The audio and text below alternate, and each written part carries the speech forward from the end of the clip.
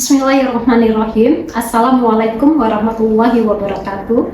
Perkenalkan, saya Feti Arman, STMM dengan NIDN 0202128104. Saat ini saya merupakan dosen tetap program studi S1 Teknik Industri di Sekolah Tinggi Teknologi Nusantara Lampung.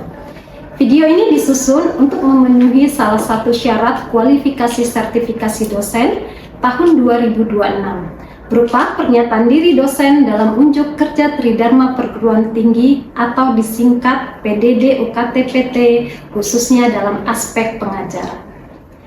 Saat ini saya mengajar mata kuliah Manajemen Sumber Daya Manusia pada semester genap tahun akademik 2025-2026 dengan bobot 2 SKS dengan kode mata kuliah TKI 129 yang merupakan mata kuliah wajib program studi S1 Teknik Industri.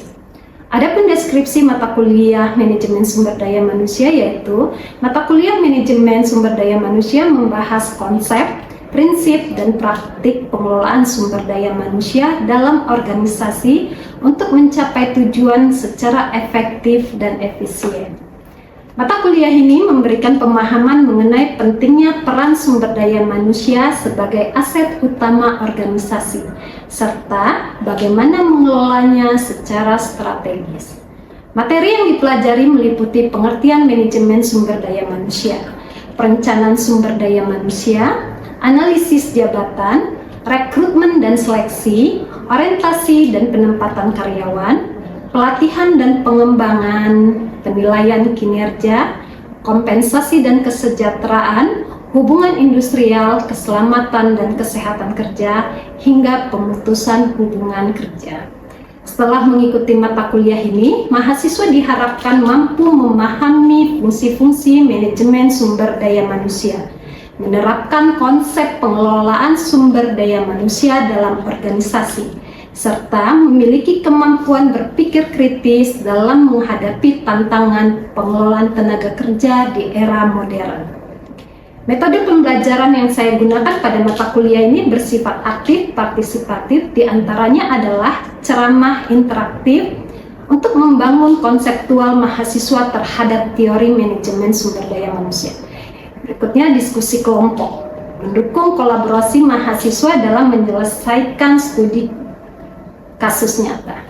Yang berikutnya project based learning, di mana mahasiswa menyusun proyek berkaitan dengan praktik pengelolaan sumber daya manusia.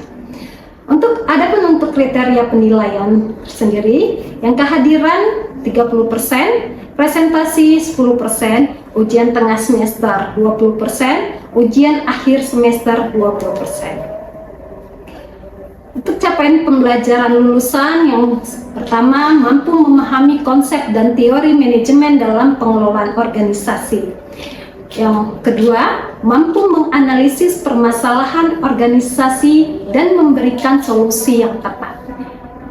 Yang ketiga, mampu menerapkan prinsip-prinsip manajemen sumber daya manusia dalam dunia kerja secara profesional. Untuk CPNK-nya, yang pertama, mahasiswa mampu menjelaskan konsep, tujuan, manfaat, dan faktor-faktor yang mempengaruhi perencanaan sumber daya manusia. Yang kedua, mahasiswa mampu menganalisis langkah-langkah perencanaan sumber daya manusia dan penerapannya dalam organisasi. Yang ketiga, mahasiswa mampu menjelaskan serta menyusun hasil analisis jabatan berupa job description dan job specification. Untuk sub CPNK diantaranya adalah: 1. Memahami konsep dasar manajemen sumber daya manusia. 2. Memahami perencanaan manajemen sumber daya manusia. 3. Memahami analisis jabatan. Demikian informasi terkait mata kuliah sumber daya manusia di program studi S1 Teknik Industri Sekolah Tinggi Teknologi Nusantara Lampung. Terima kasih. Assalamualaikum warahmatullahi wabarakatuh. Assalamualaikum warahmatullahi wabarakatuh. Waalaikumsalam warahmatullahi wabarakatuh. Selamat sore semuanya. Apa kabar semuanya hari ini? Alhamdulillah. Alhamdulillah, kayaknya wajahnya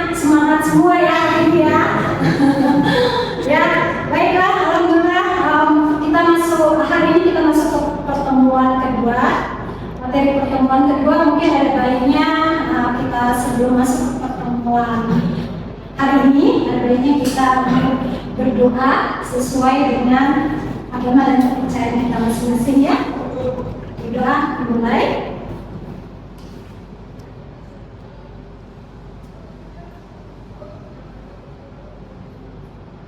Doa selesai.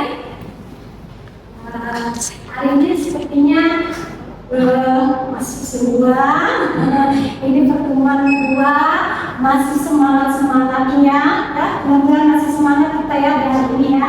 Nah, sebelum kita masuk ke materi pertemuan kedua, mungkin minggu kemarin masuk ada materi pertemuan pertama, kita coba mengulas lagi untuk materi pertemuan pertama. Mungkin masih ada yang ingat apa yang dimaksud dengan pengertian dari manajemen sumber daya manusia. Oh iya, silakan. Manajemen sumber daya manusia adalah proses perencanaan, pengorganisasian, pengarahan, dan pengendalian terhadap pengadaan, pengembangan, kompensasi integritas, pemeliharaan, dan pemutusan hubungan kerja sumber daya manusia guna mencapai tujuan organisasi secara efektif dan efisien. Ya, benar sekali ya. Pertama, masih diingat ya, materi yang kemarin ya. Alhamdulillah masih diingat ilmunya. Oke, mungkin materi yang kemarin juga masih ada yang ingat nggak? Apa tujuan utama dari MSDM? Ya, silakan Pak Riz. Yang pertama, menyediakan tenaga kerja yang kompeten dan berkualitas. Ya. Kedua, meningkatkan kinerja dan produktivitas karyawan. Yang ketiga, menciptakan hubungan kerja yang harmonis. Yang keempat, menjamin kepuasan dan kesejahteraan karyawan. Dan yang kelima, mendukung pencapaian tujuan organisasi. Ya, berarti ada 5 jawaban ya dari tugas utama dari tujuan utama dari manajemen sumber daya manusia. Ya, baiklah. Berarti dari materi yang pertama alhamdulillah kalian sudah masih ingat semua ya. Coba kita lanjut ke materi pertemuan hari ini.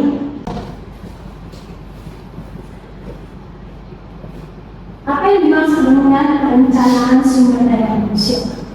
Perencanaan sumber daya manusia merupakan proses menentukan kebutuhan tenaga kerja dalam suatu organisasi, baik dari segi jumlah maupun kualitas suatu organisasi untuk masa sekarang maupun masa yang akan datang.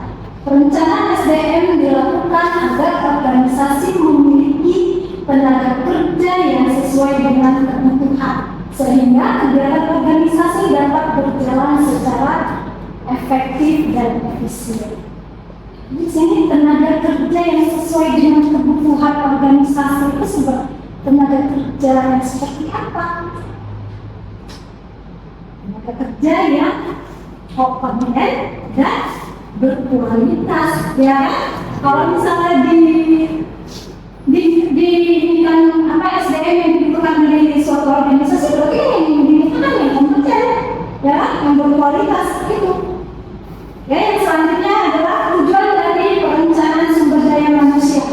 Perencanaan sumber daya manusia yang pertama adalah menentukan kebutuhan tenaga kerja sesuai tujuan organisasi. Jadi balik lagi, kebutuhan tenaga kerja yang seperti apa sesuai dengan tujuan organisasi. Oke, apa tadi? Yang kompeten ya. Yang kedua yaitu menghindari terjadinya kekurangan atau kelebihan tenaga kerja. Mengurangi terjadinya kekurangan atau kelebihan tenaga kerja. Kalau misalnya dalam perencanaan SDM ada terjadinya kekurangan, apa yang terjadi kalau kekurangan dari tenaga kerja di perusahaan? Terjadinya kekurangan tenaga kerja akan menyebabkan peningkatannya risiko stres dan kelelahan bagi karyawan. Yang kedua, beban karyawan yang berlebih. Yang ketiga, tingginya biaya operasional atau biaya ekstra lembur, rekrutmen darurat. Ya, benar ya. Kenapa terjadinya kekurangan itu akan membuat stres dia? Kenapa? Karena otomatis kan kerjaan itu akan dilimpahkan ke karyawan. Dengan seharusnya sesuai, misalnya yang dibutuhkan organisasi atau perusahaan itu semua, ternyata karyawannya hanya 8. Tapi kan limpahan dari kerjaan itu kan diletakkan ke 8 orang itu, ya kan? Nah, atau kelebihan tenaga kerja. Ada tahu dari kenapa? Kelebihan tenaga kerja akan berdampak dari rencana domestik. Nah, kelebihan tenaga kerja, kalau kita kelebihan tenaga kerja, mau nggak mau, cost operasionalnya akan meningkat, iya kan? Cost operasional akan meningkat karena kita akan membayar tenaga kerja yang berlebih. Untuk apa? Dan produktivitasnya tenaga kerja juga akan menurun. Kenapa menurun? Kenapa menurun? Nah, ayo, dia yang tahu. Nah, kalau tenaga kerjanya berlebih, produktivitasnya mau menurun. Karena yang berlebih itu otomatis mereka bersantai, ya kan? Kan seharusnya mereka sudah punya job deskripsi masing-masing, punya tanggung jawab tugas masing-masing. Akhirnya karena ada kerjanya lebih, kerjain, oh gitu. Jadi otomatis produktivitasnya juga menurun, semakin santai tenaga kerja. Yang berikutnya adalah menjamin tersedianya tenaga kerja yang kompeten. Itu tujuan dari perencanaan sumber daya, kompeten dan kualitas tadi. Yang berikutnya adalah membantu proses rekrutmen dan seleksi. Nah, kita sudah merencanakan sumber daya manusia tadi, jadi kita mau membantu, otomatis membantu rekrutmen dan seleksi.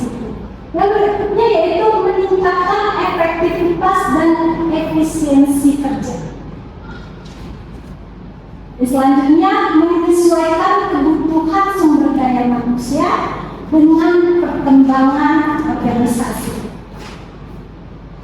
Kalau misalnya organisasi itu mau berkembang, otomatis kan karyawan itu harus mempunyai karyawan yang kompeten tadi untuk meluas fase organisasinya, ya kan? Jadi pada saat mereka mengembangkan organisasi lagi, SDM yang berkualitas juga diperlukan. Jadi menyesuaikan kebutuhan SDM dengan perkembangan organisasi. Oke, selanjutnya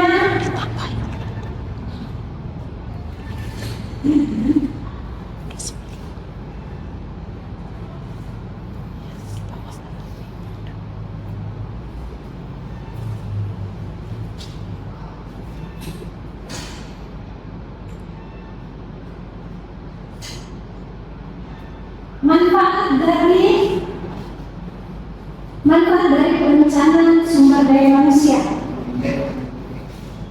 Yang pertama, perencanaan sumber daya manusia memberikan berbagai manfaat bagi organisasi. Di antaranya yang pertama adalah membantu organisasi dalam menentukan jumlah karyawan yang dibutuhkan. Oke, perusahaan pada saat merencanakan itu kita sudah tahu, kan? Yang akan pensiun, yang akan berapa orang yang akan pensiun di masa yang akan datang, itu berapa orang juga tenaga kerja yang dibutuhkan untuk mengisi departemen masing-masing. Jadi membantu organisasi dalam menentukan jumlah karyawan yang dibutuhkan. Itu manfaat perencanaan sumber daya manusia. Yang berikutnya adalah mengurangi biaya akibat kesalahan rekrutan. Ada yang tahu maksud dari ini?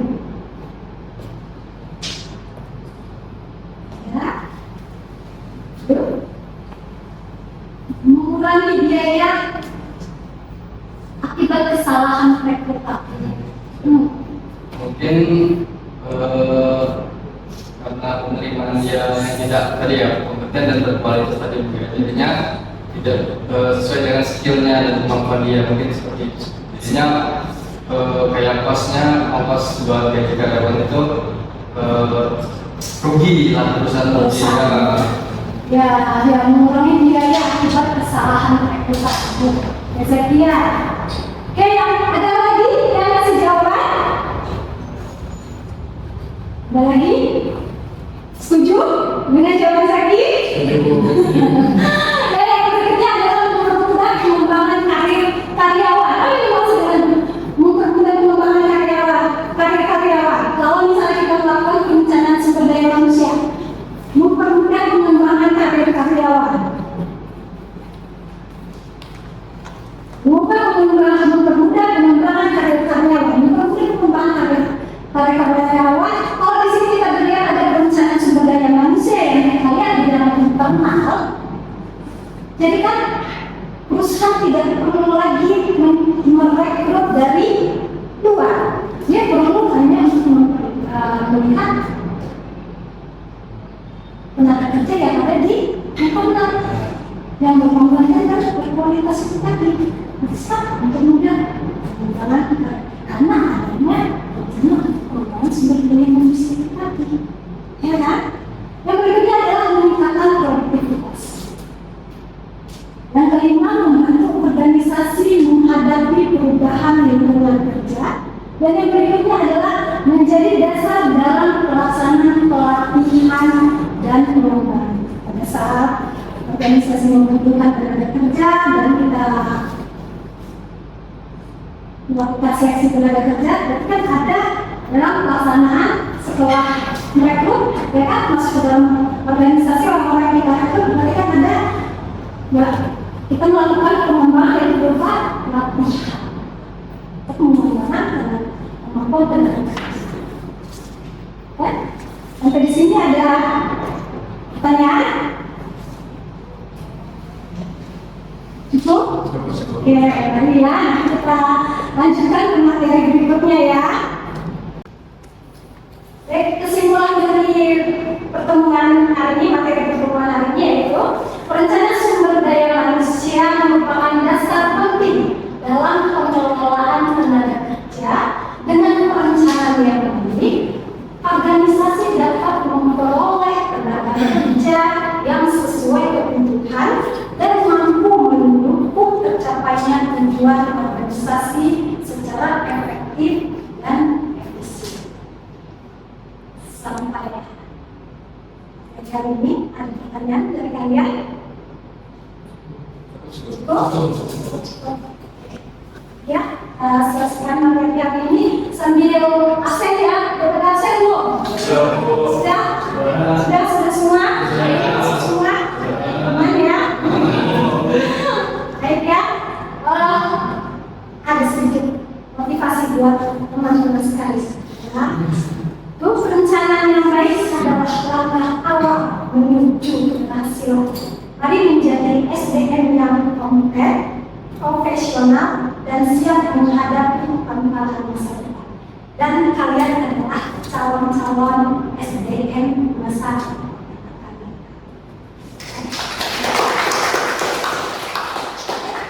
Temuan hari ini Ibu tutup. Wabillahi taufiq wal hidayah. Wassalamualaikum warahmatullahi wabarakatuh.